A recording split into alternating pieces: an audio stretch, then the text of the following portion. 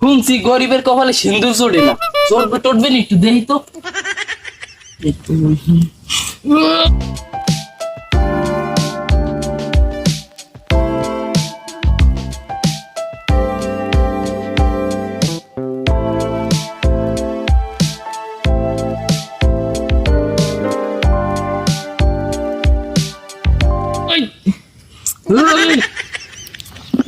লাশ বানালে সত্যি জোরছে কপালে।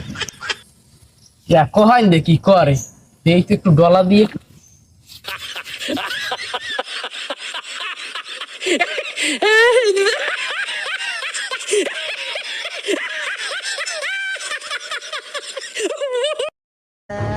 কাম তো হয় না। আজ 5 কিলো সার ভালো বুঝলাম না।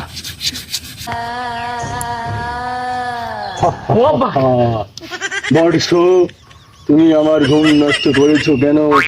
হালার ফালা, তুই কেডা? আমি 1971 সালে গুল্লির আওয়াজ শুনে এই বন্যার মধ্যে পলাইছিলাম।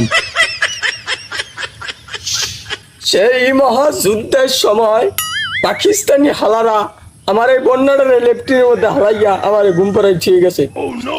এরপর তুমি আমারে 52 বছর পর মুক্তি দিয়েছ।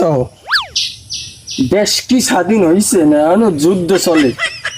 আরে মূর্খ হালা, দেশ স্বাধীন হয়েছে আরো 51 বছর হয়েছে। তুই হবাই জিগাও দেশ স্বাধীন হয়েছে। আচ্ছা তুই কেডা? আগে আমি মানুষ হলাম, কিন্তু এখন দৈত্য। হালার ফালা, তুই দৈত্য না আরো কিছু? তুই ঠিক করে দিয়াবি না? আবার যা, কমে যাবো। বন্নির মধ্যে যা, আমরা কিন্তু কলা ধরে হান্দামু। কি রে হালা, কেমনে কি করলে? লাশলি দেখতে দৈত্য। তোর একদম আমি খাইছি বন্নির পাতা সারালাম উড়ে ডলতে ডলতে।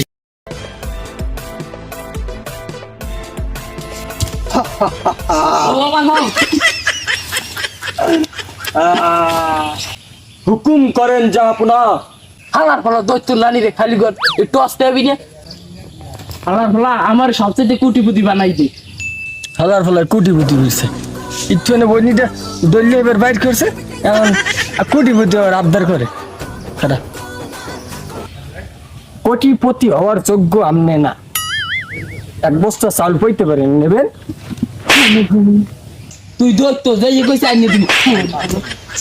আপনি দেখবেন আমি দুনিয়াটা পুরো ধরলে উল্টোই লিখতে